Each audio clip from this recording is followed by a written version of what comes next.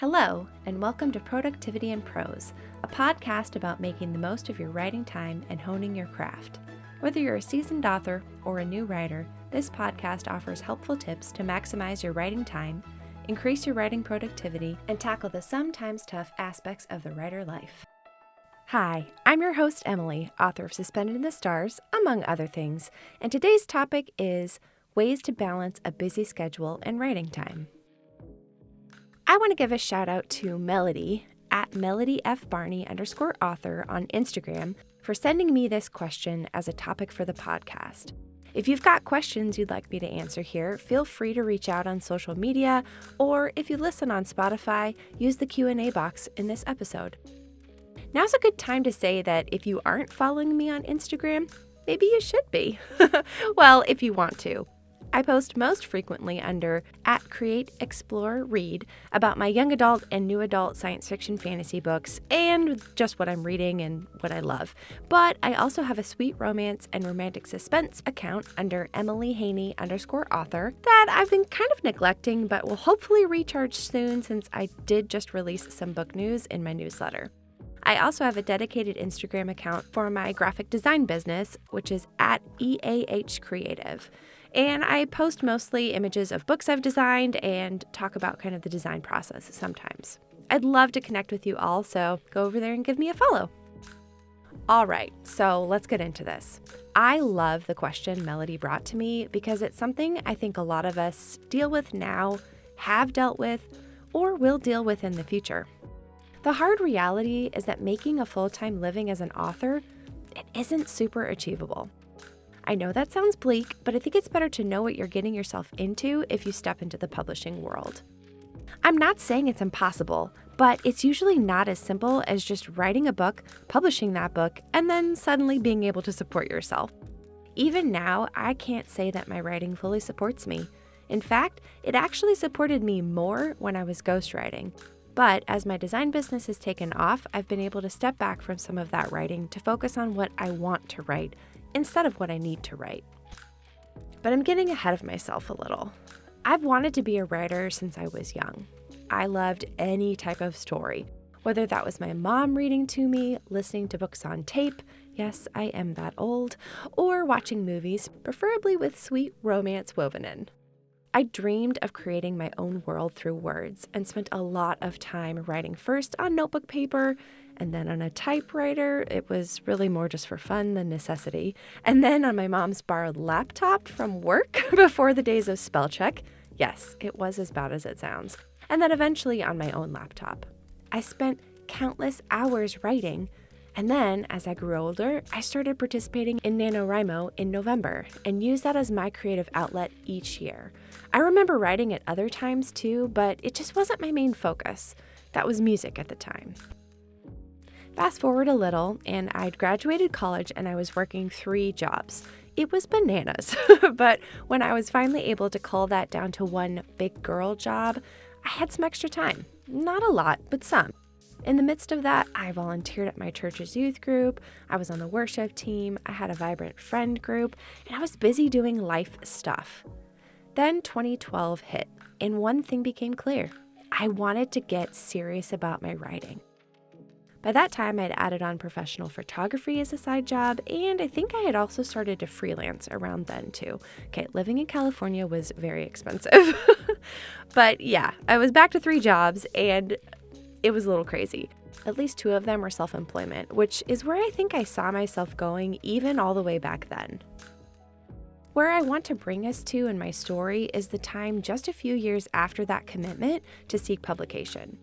By now, I was fully self-employed as a ghostwriter and a photographer, and I was busy.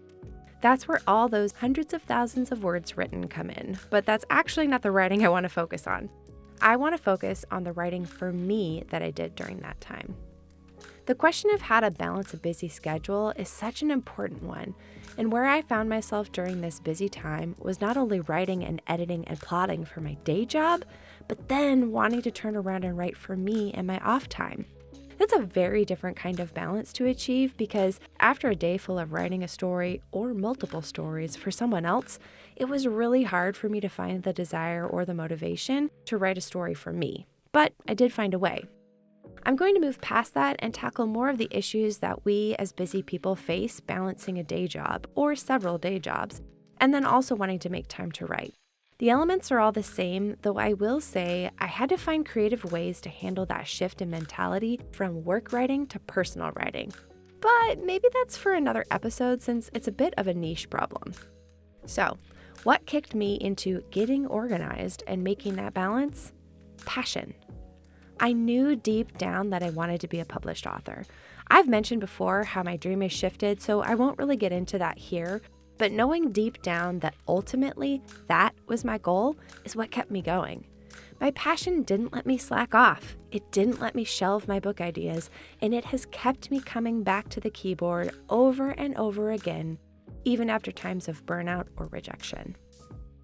Know what your dreams and goals are. Know how to get there, and then do the work. Now, when I say know how to get there, I do realize this might require some research on your part, and it might look like having a plan A, a plan B, a plan C, and so on. And one more note before we jump into the 5 steps to walk through to find this balance. When we're asking the question of how to handle busyness in writing, we're basically asking, is there enough time in our schedule? I firmly believe that time is our greatest enemy, but we can make it our greatest asset.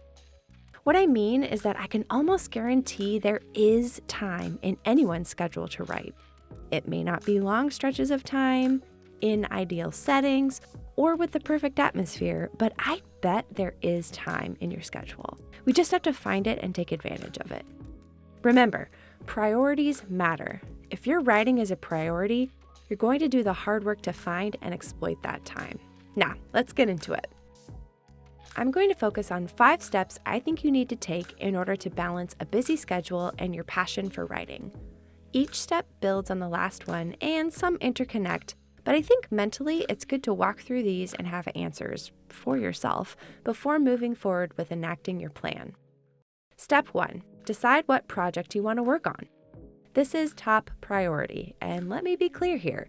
I'm not just saying you're deciding to work on your fiction writing. No, if you're a busy person with limited time, you need to know what specific project you're working on every time you sit down to write. That sounds heavy-handed, but hear me out. I cannot tell you how many times I've sat down to write and gotten meager results for the simple fact that I didn't know what I was going to write. This was either due to lack of planning, lack of inspiration, or honestly, just me being lazy.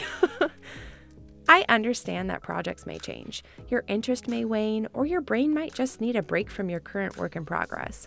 But overall, if you're a writer with a limited time budget, I truly believe your writing will benefit most from sole focus on one project at a time. Don't believe me? Well, here are a few reasons I think this. A, you know what to write whenever you sit down. This is assuming you've plotted or have a loose outline. B, your mind can work on the book while you're doing other tasks. This is a real thing I wholly believe in.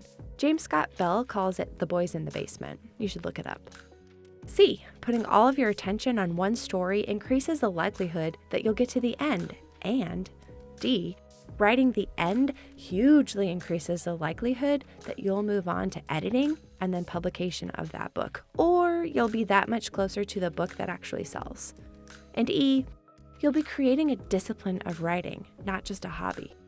This goes for all of what we're talking about today, but specifically with working on one project, I see this type of laser focus as a discipline. It's easy to sit and write for fun or on whatever feels good, but is that type of writing furthering your goals? It is harder to sit down and write time after writing time to work through your book, but that's how books are created, refined, and eventually published. A note here. I've been talking with the assumption that you're in the novel writing stage, but let me backtrack a little. If you're still newer to writing and also learning the craft as you go, but you really want to make time for your writing, your process may look slower than what I outlined below. It may be that the time you can devote to your craft doesn't actually involve much writing at all, but rather reading craft books and learning. Or maybe you're working on short stories or other shorter fiction first. The rest of these points apply, but the focus on one project may not. Step 2. Consider what time you can afford to devote to your craft. Let's get clinical. I used to have my students do this exercise at youth group once a year in order to focus on time and time management. I was always interested to see their reactions to it, but many of them said that it was helpful. So here's what you do. Take a sheet of blank paper, or if you're techie, use some Excel thing, I don't know, that lets you make graphs, I guess, and draw a circle that represents 24 hours in a day. Then, using a pencil, because you may need to erase to get this right, allocate the 24 hours of your day into how they are most often broken up. You might want to do 2 of these if your weekends look vastly different than your weeks. Then take a look.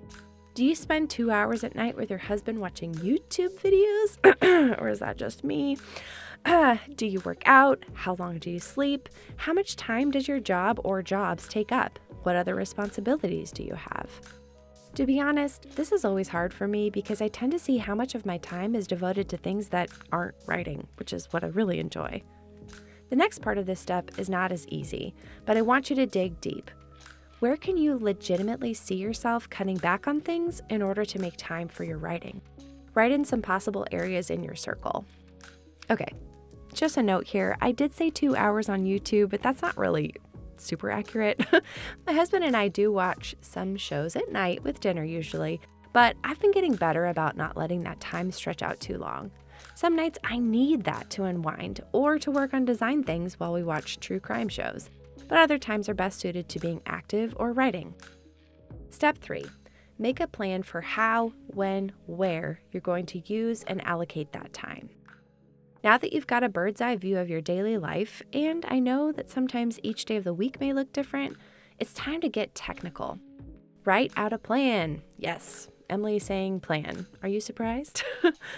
Use a planner, make your own, use a blank sheet of paper, whatever it takes so that you can see your week at a glance.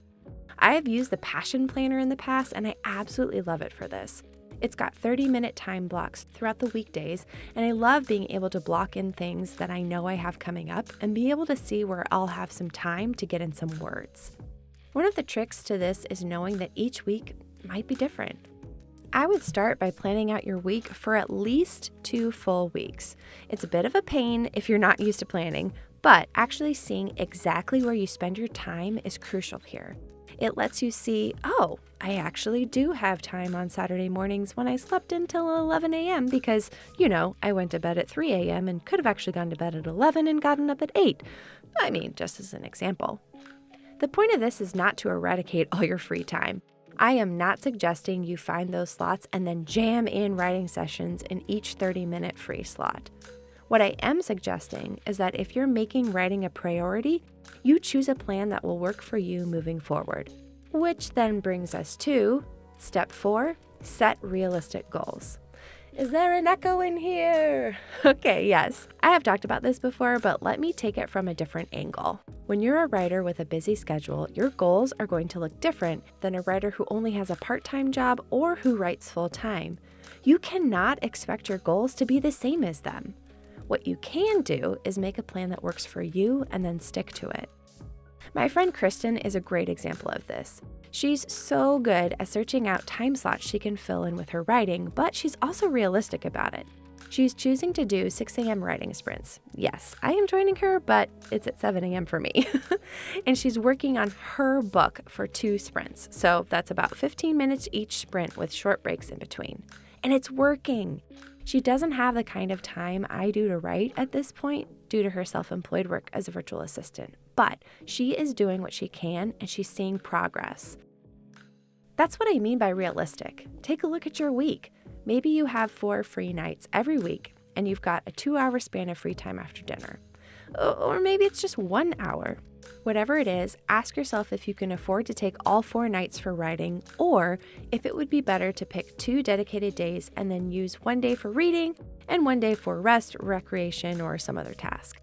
I guess I'm saying that just because you may find the time doesn't mean that you should fill all the time with writing. Only you can make the best judgment of how to do that based on your priorities and your personal motivation. I specify that not to say that you have less motivation if you only take 2 nights a week to work on your writing. It just may be that in this season of your life, your motivation will hold for those 2 nights, but it might be a stretch for you to do more with everything else you've got going on in your life. And then finally, step number 5, write. Did you see this one coming? The thing is, we will make excuses for ourselves. We will be tired. We will lack motivation. And sometimes we will just be too busy to fit writing in our schedules. But the true test of a writer is simply this: are they writing? Let's drill down on that last one really quick. Let's say you've taken time to look at your schedule and you honestly cannot fit writing in with your current responsibilities, no matter how early you get up, how late you stay up, or the weekend plans that you forsake. Then you either have to set aside your dream for writing until something changes, or you have to change something. I'm not going to say what that is for you. Obviously, that's a personal choice for each of us, but passion sometimes means sacrifice. Speaking of, here are a few things you need to consider when tackling a busy schedule and your passion for writing. First off, you may need to sacrifice for your goals. This may mean sleep, friend hangouts, or other interests you have, or maybe even getting a different job. I know that sounds crazy, but I want to point out the pressure of your passion. I think of Brandon Sanderson when I think of work and writing. I've watched through his plotting courses on YouTube, and they are excellent, but I think it was during one of those times that he talked about the job he worked before he saw success with his books. He specifically took a job at a hotel as a night clerk so that he could write during those hours. Now, not all of us can find jobs like that or have the luxury of just quitting our jobs to do something else. But I love what this said about him. He knew he wanted to be a published author, and he was willing to do whatever it took, even to get a new job, just so that he would be able to further his writing goals. The options are personal, and there's no one-size-fits-all approach to making time in your life for writing.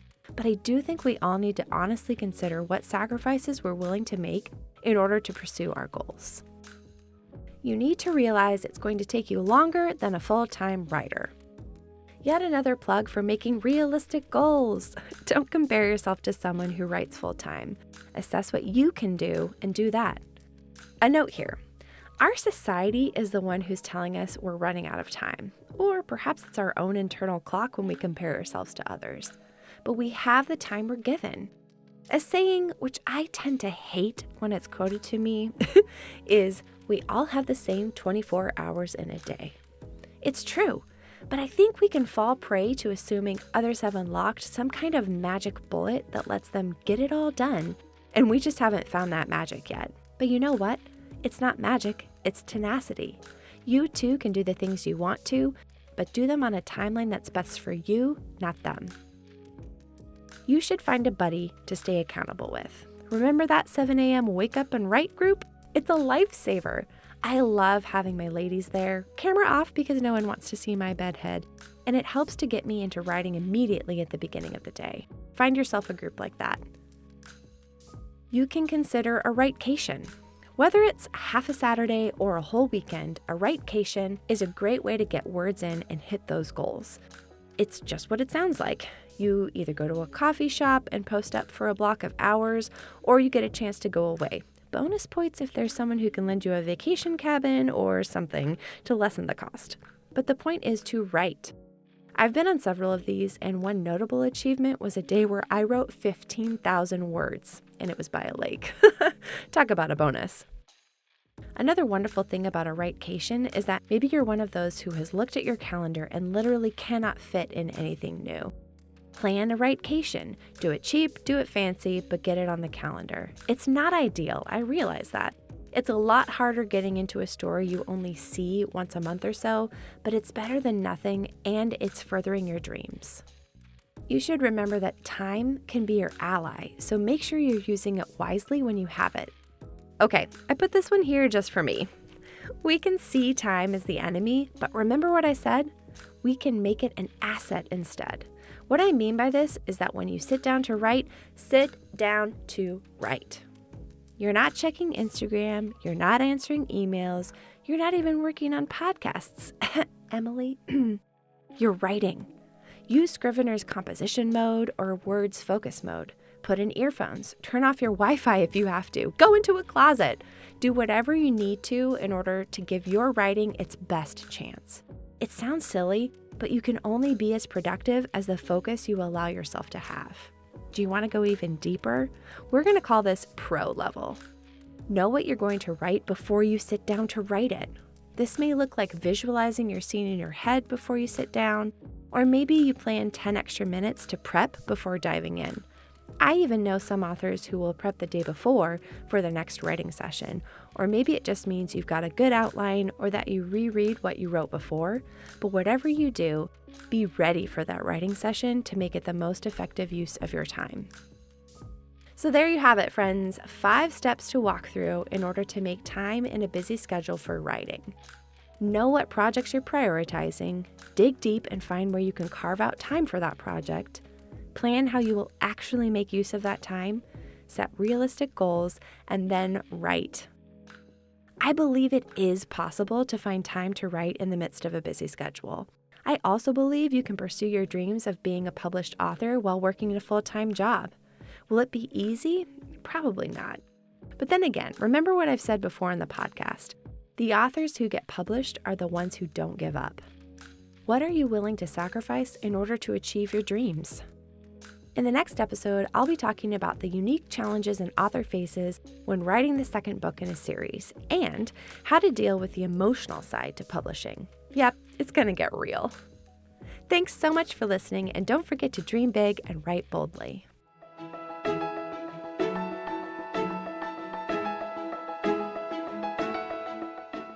If you enjoyed this episode and you'd like to help support the podcast, please subscribe and leave a rating and review. If you're looking for more writing inspiration, community, craft tips, and behind-the-scenes content, consider joining the EAH Coalition on Patreon with various levels of free and paid support. You can also connect with me on Instagram at CreateExploreRead and find out more about me, my books, and my design business on my website, eahcreative.com. Productivity in Prose is an EAH Creative production.